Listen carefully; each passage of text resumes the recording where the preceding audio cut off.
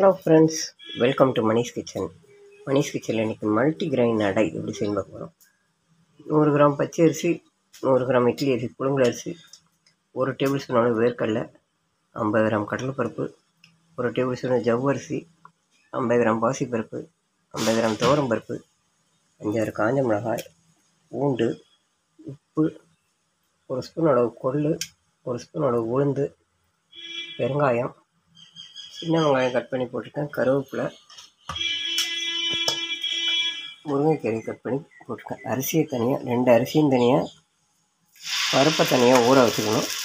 அரிசியை முதல்ல கிரைண்டரில் போட்டு பாதி அரைஞ்ச உடனே பருப்பெல்லாம் போட்டு நல்லா குறவரன்னு அரைச்சி வச்சுக்கணும். உப்பு, வெங்காயம் எல்லாம் போட்டு நல்லா அரைச்சிட்டு அப்படியே இதேமாரி நல்லா மெல்லிஸாக ஊற்றணும்.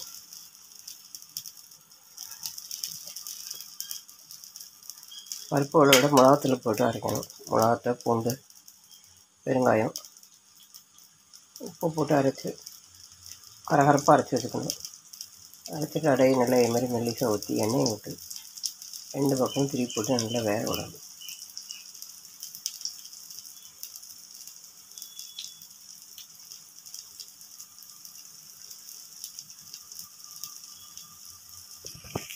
உப்பு போட்டு 2 பக்கம் வந்து எண்ணெய் ஊற்றி நல்லா வேக விடணும்.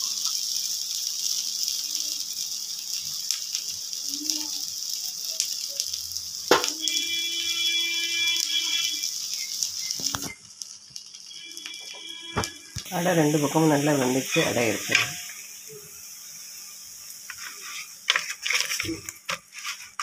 இதில் சூப்பரான முறை மல்டி கிரைன் அடை ரெடி ஆகிடுச்சு. நீங்களும் இது மாதிரி செஞ்சு சாப்பிட்டு பாருங்கள். உங்கள் குழந்தைகளுக்கு கொடுத்து பாருங்கள். இந்த வீடியோ பிடிச்சா லைக் பண்ணுங்கள், ஷேர் பண்ணுங்கள், கமெண்ட் பண்ணுங்கள். மணிஷ் கிச்சனை சப்ஸ்கிரைப் பண்ணுங்கள். உங்கள் ஃப்ரெண்ட்ஸ் ரிலேஷன் ஷேர் பண்ணுங்கள். தேங்க்ஸ் ஃபார் வாட்சிங்.